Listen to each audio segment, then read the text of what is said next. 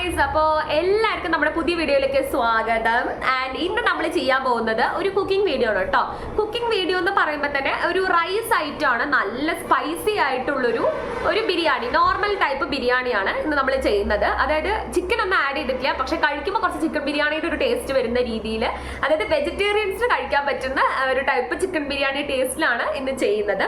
So എല്ലാവരും video മുഴുവൻ കാണുക. നല്ല സ്പൈസിയാണ്, നല്ല എരിവും ഇതൊക്കെ ഉള്ള ഒരു ബിരിയാണിയാണ്. പിന്നെ നിങ്ങളുടെ ടേസ്റ്റിനനുസരിച്ച് നിങ്ങൾക്ക് സ്പൈസും കാര്യങ്ങളൊക്കെ അഡ്ജസ്റ്റ് ചെയ്യാം. സോ അധികം വൈകിപ്പിക്കാതെ നമുക്ക് വീഡിയോയിലേക്ക് കടക്കാം.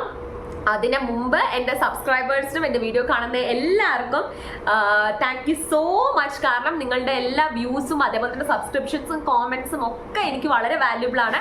And thank you so much for watching. അപ്പോൾ നമുക്ക് വീഡിയോയിലേക്ക് കിടക്കാം. നമ്മുടെ ബിരിയാണി ഉണ്ടാക്കാനായി നമുക്ക് ഫസ്റ്റ് വേണ്ട ഇൻഗ്രീഡിയൻ്റ് എന്ന് പറയുന്നത് ഉള്ളിയാണ്. ഉള്ളി ഒരു മീഡിയം സൈസ് ഉള്ളി 2 എണ്ണം എടുത്തിട്ടുണ്ട്. അതിനുശേഷം നമ്മൾ തൈര് നമുക്ക് ആവശ്യമുണ്ട്, തൈര് എടുത്തിട്ടുണ്ട്. പിന്നെ ഇഞ്ചി വെളുത്തുള്ളി പേസ്റ്റ്, പിന്നെ തക്കാളി ഒരു 2 എണ്ണം മീഡിയം സൈസ് ഞാൻ അരച്ച് വെച്ചിട്ടുണ്ട്. പിന്നെ എല്ലാത്തിനേക്കാളും അറ്റ്മോസ്റ്റ് ഇമ്പോർട്ടൻറ്റ് അരി വന്നിട്ട് നമ്മൾ യൂസ് ചെയ്തിരിക്കുന്നത് ഇന്ത്യ ഗേറ്റിൻ്റെ ജീരകശാല അരിയാണ്. ഞാനൊരു 2.5 ഗ്ലാസ് എടുത്തിട്ട് കഴുകി വെച്ചിട്ടുണ്ട്, കുതിർത്തിട്ടൊന്നുമില്ല, കഴുകിയാണ് വെച്ചിട്ടുള്ളത്. അതിനുശേഷം നമുക്ക് ഇതേപോലെ തന്നെ മല്ലിയില ആവശ്യമുണ്ട്, അതേപോലെ മുളക് പൊടി, പിന്നെ ഗരം മസാല, പിന്നെ കുറച്ച് ചിക്കൻ പൊടി, അത് ഓപ്ഷണൽ ആണ്. അപ്പോൾ ഇതെല്ലാം ഇട്ടിട്ടാണ്, ഇതൊക്കെ നമ്മുടെ ബേസിക് ഇൻഗ്രീഡിയൻസ് ആണ്. അപ്പോൾ നമുക്ക് കുക്കിങ്ങിലേക്ക് കടക്കാം. അപ്പോൾ ആദ്യമായിട്ട് നമ്മൾ ചെയ്യേണ്ടത് എന്താ വെച്ചാൽ, നമ്മൾ കുക്കറിലാണ് ഇത് കുക്ക് ചെയ്യുന്നത്. അപ്പോൾ നമ്മൾ ആദ്യം തന്നെ കുക്കറിൽ കുറച്ച് നെയ്യും റിഫൈൻഡ് ഓയിലും കൂടി മിക്സ് ചെയ്ത് ഒഴിക്കുകയാണ് നമ്മൾ ഫസ്റ്റ് ചെയ്യേണ്ടത്.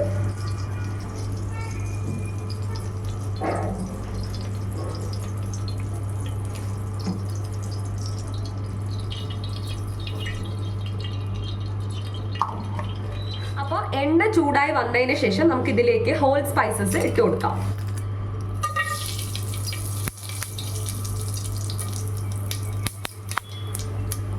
സ്പൈസസ് ഒക്കെ ഇട്ട് കൊടുക്കാം. നമ്മൾ ബേ ലീഫ് നിങ്ങൾ മസ്റ്റ് ആയിട്ട് ആഡ് ചെയ്യാൻ ശ്രമിക്കുക. ബേ ലീഫിന്റെ ഒരു സ്മെല്ലാണ് ഈ ഒരു റൈസിന്, അതായത് ഈ ഒരു ബിരിയാണി റൈസിന് ഒരു എൻഹാൻസ്മെന്റ് കൊടുക്കുന്നത്. സ്പൈസസ് നന്നായിട്ട് എല്ലായിടത്തേക്കും ആ എണ്ണയുടെ ചൂട് എല്ലാത്തേക്കും എത്താൻ വേണ്ടി ജസ്റ്റ് ഒന്ന് എടുത്തിട്ട് റൊട്ടേറ്റ് ചെയ്യുന്നത് നല്ലതാണ്. അപ്പൊ സ്പൈസസ് നന്നായിട്ട് ആയി വരുന്ന സമയത്ത് നമുക്കൊരു നല്ല മണം കിട്ടും. ആ മണം ആവുന്ന സമയത്ത് നമുക്കിതിലേക്ക് ഉള്ളി ആഡ് ചെയ്ത് കൊടുക്കണം. ഇത് സിം ചെയ്ത് വെച്ചിട്ടാണ് ഉള്ളി ആഡ് ചെയ്യേണ്ടത്.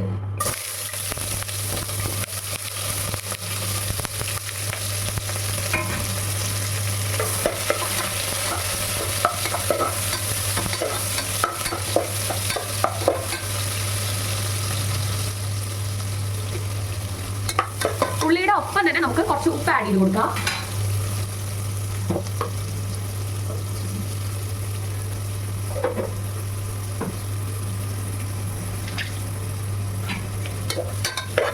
എന്നിട്ട് ഇത് നന്നായിട്ടൊന്ന് വഴണ്ട് വരുന്നത് വരെ നമുക്ക് ഇതൊന്ന് എണ്ണയിൽ കടന്ന് ചൂടായിട്ട് നന്നായിട്ടൊന്ന് വഴണ്ട് വരട്ടെ. ഈ ഒരു സമയത്ത് നമുക്ക് കുറച്ച് മഞ്ഞപ്പൊടി ആഡ് ചെയ്ത് കൊടുക്കാം. മഞ്ഞപ്പൊടി നിങ്ങൾക്ക് ഓപ്ഷണൽ ആണ്, പക്ഷെ നല്ലൊരു കളറും പിന്നെ അതേപോലെ തന്നെ മഞ്ഞപ്പൊടി വളരെ നല്ലതാണല്ലോ ശരീരത്തിന്. അപ്പം ഞാൻ അതുകൊണ്ട് ആഡ് ചെയ്ത് കൊടുക്കാറുണ്ട്. എൻ്റെ മാക്സിമം ഡിഷസിലും ഞാൻ മഞ്ഞപ്പൊടി ആഡ് ചെയ്യാറുണ്ട്. അപ്പം എന്നിട്ട് ഒന്ന് ഇളക്കി കൊടുക്കാം.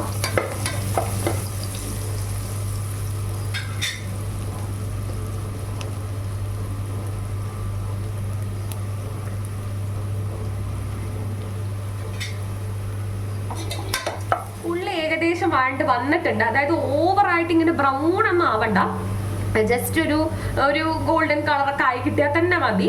അതിനുശേഷം നമുക്ക് ജസ്റ്റ് ആ ഉള്ളിയുടെ ആ നീരൊന്ന് വറ്റി കിട്ടിയാൽ തന്നെ മതി. അതിനുശേഷം നമുക്ക് ഇഞ്ചി വെളുത്തുള്ളി പേസ്റ്റ് നമ്മുടെ ആഡ് ചെയ്ത് കൊടുക്കാം.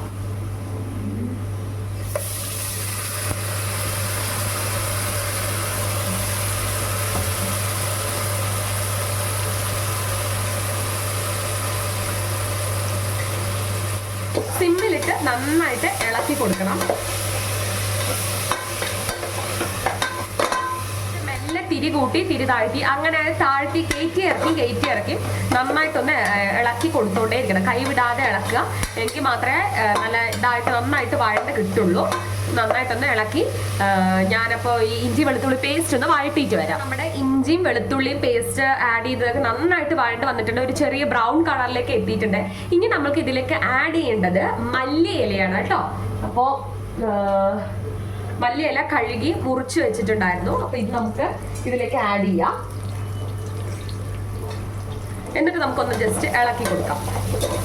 മല്ലിയില ഒന്ന് കടന്നിട്ട് ഇതിനകത്ത് കടന്ന് ഫ്രൈ ആവട്ടെ. നിങ്ങൾക്ക് ഈ ഒരു സ്റ്റേജിൽ വേണമെങ്കിൽ ഇതിൻ്റെ കൂടെ പുതിനയും കൂടെ ആഡ് ചെയ്ത് കൊടുക്കാം കേട്ടോ. പുതിന ഇപ്പൊ കിട്ടിയില്ല, അതുകൊണ്ടാണ് ഞാൻ പുതിന ആഡ് ചെയ്യാത്തത്. മല്ലിയിലയുടെ ഒപ്പം തന്നെ നമുക്ക് പുതിനയും ഒന്ന് ആഡ് ചെയ്യാം. ഈ മല്ലിയില ഒന്ന് ജസ്റ്റ് വാടി വരുമ്പോഴാണ് നമ്മൾ നമ്മുടെ അടുത്ത ഇൻഗ്രീഡിയൻ്റ് ആയ തക്കാളി നമ്മൾ ഇതിലേക്ക് ആഡ് ചെയ്യേണ്ടത്. മല്ലിയില ചെറുതായി വാടി വന്നിട്ടുണ്ട്. ഇതൊക്കെ നമ്മൾ ചെയ്യുമ്പോൾ ഗ്യാസ് അതായത് സിമ്മിലാണ് ഇടേണ്ടത്. ഇനി നമുക്ക് തക്കാളി ആഡ് ചെയ്ത് കൊടുക്കാം. അതായത് തക്കാളി പേസ്റ്റ് ആഡ് ചെയ്ത് കൊടുക്കാം. നിങ്ങൾക്ക് വേണമെങ്കിൽ തക്കാളിയെ കുനുകുനാന്ന് അരിഞ്ഞു ആഡ് ചെയ്യാം. എനിക്ക് അത് ഇഷ്ടമില്ലാത്തത് കൊണ്ടാണ് ഞാൻ തക്കാളി പേസ്റ്റ് ആയിട്ട് ആഡ് ചെയ്യുന്നത്.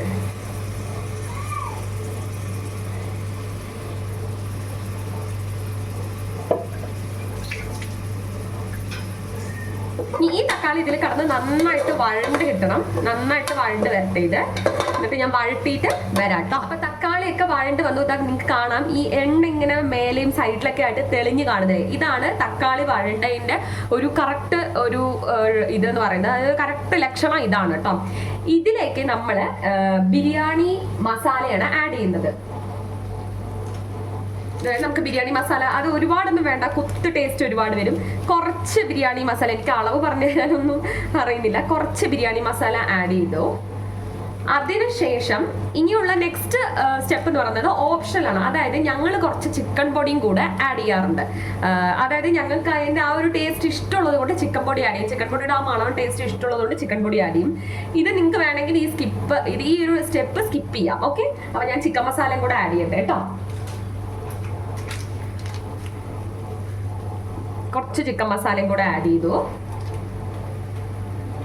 ഇതിലേക്ക് നമ്മളുടെ എരിവിനനുസരിച്ച് കുറച്ച് മുളക് പൊടി, ഒരുപാട് ഇടണ്ട, റൈസ് അല്ലേ അപ്പൊ കുറച്ച് മതി.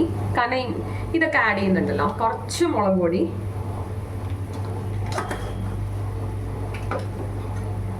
ഇനി ഇതെല്ലാം കൂടെ ഒന്ന് ഒരു 2 മിനിറ്റ്സ് ഒന്ന് വഴട്ടി വരാനുള്ള ഒരു ഗ്യാപ്പ് കൊടുക്കുക. അതായത് ഇതിൻ്റെയൊക്കെ എന്തെങ്കിലും ഒരു പച്ച മണം ഉണ്ടെങ്കിൽ ഒന്ന് പോവാനുള്ളൊരു സമയമാണ് കൊടുക്കേണ്ടത്. എണ്ണ തെളിഞ്ഞു വരുന്നത് ഈ സൈഡിലൊക്കെ നിങ്ങൾക്ക് കാണാൻ എണ്ണ തെളിഞ്ഞു വരുന്നുണ്ട്. ഈ സമയത്ത് നമ്മൾ അടുപ്പ് സിമ്മാക്കി വെച്ച് ഒരു 2 സ്പൂണ് അധികം പുളി ഇല്ലാത്ത തൈര്, 2-3 സ്പൂണ് കേട്ടോ, അധികം പുളി ഇല്ലാത്ത തൈര് നമ്മളിതിലേക്ക് ഒഴിച്ചു കൊടുക്കാം. ഈ തൈര് ഒഴിക്കുമ്പോൾ എന്താണെന്ന് വെച്ച് കഴിഞ്ഞാൽ നമ്മുടെ ഈ മിക്സിന് വല്ലാത്തൊരു മണം കിട്ടും. നമ്മളിതൊന്ന് ഇളക്കി ഈ തൈരിന്റെ വെള്ള കളറിൽ നിങ്ങൾ കാണുന്ന വെള്ള കളർ പോയിട്ട് ഈ ഒരു മസാലയുടെ കൂടെ ചേർന്നിട്ട് ഒരു ബ്രൗൺ കളറാക്കി കിട്ടും. അതുവരെ നമ്മൾ ഈ തൈര് വഴട്ടണം കേട്ടോ. ഇപ്പൊ നിങ്ങൾക്ക് കാണാം ഇതാ നന്നായിട്ട് ഈ സൈഡിലൊക്കെ എണ്ണ തെളിഞ്ഞ് വന്നിട്ടുണ്ട്. അപ്പൊ നമ്മുടെ തൈരും ഇതിനോടൊപ്പം വഴണ്ട് കിട്ടിയെന്നാണ്. ഇനി നമ്മൾ അടുപ്പ് സിം ചെയ്ത് വെച്ചിട്ട് നമ്മൾക്ക് നമ്മുടെ മെയിൻ ഇൻഗ്രീഡിയന്റ് ആയ അരി, അതായത് ജീരകശാല അരി, ഇന്ത്യ ഗേറ്റിന്റെ ജീരകശാല അരിയാണ് ഞാൻ യൂസ് ചെയ്തിരിക്കുന്നത്. അത് നമുക്ക് ആഡ് ചെയ്ത് കൊടുക്കാം. അരി ആഡ് ചെയ്തിട്ടുണ്ട്. ഈ അരി ആഡ് ചെയ്തതിനു ശേഷം നിങ്ങൾക്ക് കാണാം ഇവിടെയൊക്കെ ഇച്ചിരി വെള്ളം ഉണ്ടെന്നുള്ളത്. ആദ്യം ഇതെല്ലാം കൂടെ ചേർത്ത് ഇളക്കണം. ഫസ്റ്റ് നമ്മൾ ചെയ്യേണ്ടത് അതാണ്. നല്ലോണം ചേർത്ത് ഇളക്കിയതിന് ശേഷം ഒന്ന് ഈ കാണുന്ന വെള്ളമൊക്കെ ഒന്ന് വറ്റാനുള്ളൊരു സമയം കൊടുക്കാം. നല്ല നിങ്ങളെ ചേർത്ത് ഇളക്കുക, അടിയിന്നൊക്കെ ഇളക്കുക. ഈ സൈഡിലൊക്കെ പറ്റിപ്പിടിച്ച് നിൽക്കുന്ന എന്തെങ്കിലും ഉണ്ടെങ്കിൽ അതൊക്കെ ചേർത്ത് ഇളക്കിയതിന് ശേഷം നമ്മൾ ഈ വെള്ളം വറ്റാനുള്ള ഒരു ഗ്യാപ്പ്, ഈ അരിയിലൊക്കെ ഇപ്പം നിങ്ങൾക്ക് കാണാം കുറച്ച് വെള്ളവും കാര്യങ്ങളൊക്കെ ഉണ്ട്, അത് വറ്റാനുള്ള ഒരു ഗ്യാപ്പ് കൊടുക്കുക എന്നുള്ളതാണ് നിങ്ങൾ ചെയ്യേണ്ടത്.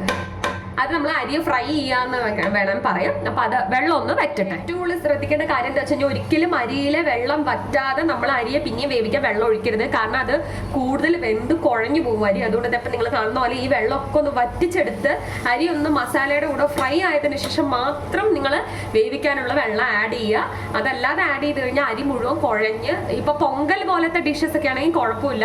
പക്ഷെ നമുക്ക് ബിരിയാണി പോലത്തെ ഒക്കെ സാധനങ്ങളാണെങ്കിൽ അരി മുഴുവൻ കുഴഞ്ഞ് ആ ഫുഡിന്റെ ടേസ്റ്റ് തന്നെ പോയി കിട്ടും. അപ്പൊ നിങ്ങൾ അങ്ങനെ ചെയ്യാതിരിക്കാൻ ശ്രദ്ധിക്കുക കേട്ടോ.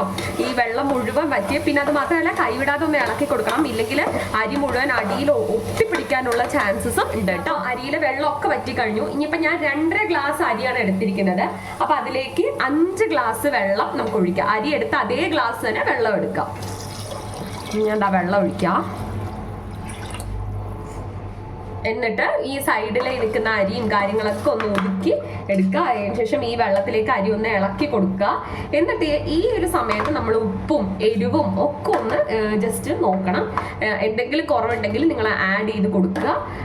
ഉപ്പും കാരണം ഇതൊക്കെ നമ്മളുടെ അളവിനനുസരിച്ചിട്ടാണ്. പിന്നെ ചില ഡിഷസിന് ഇപ്പം ഞാൻ ഇന്ന് ഉണ്ടാക്കുന്ന ഡിഷിന് എരിവ് കുറച്ച് കൂടുതലാണ് നമുക്ക് വേണ്ടത്. അതായത് കുറച്ച് സ്പൈസി ആയിട്ടുള്ളൊരു ബിരിയാണിയാണ്, എരിവ് കുറച്ച് കൂടുതലാണ് വേണ്ട. അപ്പോൾ അതിനനുസരിച്ച് സപ്പോസ് നിങ്ങൾക്ക് ഇപ്പോൾ എരിവ് വേണ്ടാന്നുണ്ടെങ്കിൽ അത് നിങ്ങളുടെ ടേസ്റ്റിനനുസരിച്ചാണ്. കാരണം ഫുഡ് എന്ന് പറയുന്നത് മനുഷ്യന്മാർക്ക് കഴിക്കാനുള്ളതാണ്. സോ അത് മനുഷ്യന്മാരുടെ ഇഷ്ടപ്രകാരമാണ് അത് ഉണ്ടാക്കേണ്ടത്. സോ നമുക്കിപ്പോൾ ഉപ്പും എരിവും കാര്യങ്ങളൊക്കെ നോക്കി വേണ്ടതൊക്കെ ആഡ് ചെയ്തിട്ട് നിങ്ങൾക്ക് കാണാവുന്ന പോലെ ചെറിയ രീതിയിൽ തള വരുന്നുണ്ട്. ഇപ്പം നമുക്ക് കുക്കർ അടച്ച് വെച്ചിട്ട് ഈ പറഞ്ഞ പോലെ 2 വിസിൽ എടുക്കാം. ഞാൻ കഴിഞ്ഞ വീഡിയോയിൽ പറഞ്ഞ പോലെ തന്നെ എൻ്റെ കുക്കറിൽ അരി വേവാൻ 2 വിസിലാണ് ആവശ്യം. സോ 2 വിസിൽ നമുക്ക് എടുക്കാം. നിങ്ങളുടെ കുക്കറിനനുസരിച്ച് ചിലവർക്ക് ഹൈ ഫ്ലെയിമിലിട്ട് 1 വിസിൽ എടുത്താൽ തന്നെ മതിയാവും. എനിക്ക് 2 വിസിൽ വേണം. അപ്പൊ നമുക്ക് കുക്കർ അടച്ചു വെച്ചിട്ട് 2 വിസിൽ വേഗം ഹൈ ഫ്ലെയിമിലിട്ട് എടുക്കാം. ഹൈ ഫ്ലെയിമിലിട്ടു. ഇനി നമുക്ക് ഇത് പ്രിപ്പയർ ആയതിനു ശേഷം നമുക്ക് കാണാം. നമുക്ക് കുക്കർ തുറന്നു നോക്കാം. വിസിലൊക്കെ ഏകദേശം പോയിട്ടുണ്ട്. അപ്പോൾ ജസ്റ്റ് ഒന്ന് ഓപ്പൺ ചെയ്ത് നോക്കാം കേട്ടോ. യെസ്, നല്ല മണമൊക്കെ ആയി കംപ്ലീറ്റ് ആയിട്ട് നല്ല ഇതായിട്ട് വന്നിട്ടുണ്ട്. ഇനി നമുക്ക് ഇത് കഴിക്കാറാവുന്ന സമയത്ത് മല്ലിയിലേക്ക് ഇട്ടിട്ട് സെർവ് ചെയ്യാവുന്നതാണ്. ഒട്ടും ഇതായിട്ടില്ല. അരിപ്പ എടുക്കുമ്പോൾ തന്നെ വിട്ട് വരുന്നുണ്ട്. അപ്പോൾ ഇങ്ങനെയാണ് നമ്മൾ റൈസ് ഇരിക്കുന്നത്. ഇത് ഉച്ചയ്ക്ക് കഴിക്കാറാവുന്ന സമയത്ത് അല്ലെങ്കിൽ ഇപ്പം തന്നെ നമുക്ക് മല്ലിയിലേക്ക് ഇട്ടിട്ട് ഒന്ന് ഗാർണിഷ് ചെയ്ത് സെറ്റ് ചെയ്യാവുന്നതാണ്. ഇനി നമുക്ക് ഇതിന്റെ ഫൈനൽ ടച്ച് ഞാൻ മല്ലിയിലേക്ക് ആഡ് ചെയ്ത് കഴിഞ്ഞു. ഇനി നമുക്ക് ഇതിലേക്ക് ഒരു ഇത്തിരി നെയ്യ് മേലേക്ക് ഇങ്ങനെ ഇട്ട് കൊടുത്തിട്ട് ജസ്റ്റ് ഒന്ന് ഇളക്കി യോജിപ്പിച്ച് കൊടുത്തിട്ട് കഴിക്കാനെടുക്കാം. അപ്പം ഇത്രയാണ് നമ്മുടെ സ്പൈസി ആയിട്ടുള്ള ഒരു എന്താ പറയുക ബിരിയാണി. അതായത് വെജിറ്റേറിയൻസിനും കഴിക്കാൻ പറ്റുന്ന രീതിയിലുള്ള ചിക്കൻ ബിരിയാണി. ഇതിലേക്ക് നമ്മൾ ചിക്കൻ ഇട്ട് കുക്ക് ചെയ്യുകയാണെങ്കിൽ നമുക്കിത് ചിക്കൻ ബിരിയാണി ആയിട്ട് എടുക്കാം കേട്ടോ. അപ്പം ഇതാണ് വെജിറ്റേറിയൻസിനും കഴിക്കാൻ പറ്റുന്ന രീതിയിലുള്ള ഒരു ചിക്കൻ ടേസ്റ്റ് ഉള്ള ചിക്കൻ ബിരിയാണി. അപ്പോൾ ഇതാണ് നമ്മുടെ ഇന്നത്തെ ഒരു ഡിഷ് കേട്ടോ. അപ്പൊ നമ്മുടെ ഡിഷ് നമ്മൾ കംപ്ലീറ്റ് ചെയ്തിരിക്കുകയാണ് ഗൈസ്. അപ്പോൾ ഇത്രയാണ് ചെറിയ നമുക്ക് വേഗം നമ്മുടെ വീട്ടിലെ സാധനങ്ങളൊക്കെ വെച്ചിട്ട് ഉണ്ടാക്കാവുന്ന ഒരു ചെറിയ ഡിഷാണ്. പിന്നെ ഗൈസ് എനിക്ക് കുറച്ച് ജലദോഷം ഉണ്ട്. അതുകൊണ്ട് തന്നെ സൗണ്ടൊക്കെ കുറച്ച് ഇങ്ങനെ വിടറിയൊക്കെ ഇരിക്കും. So please do forgive.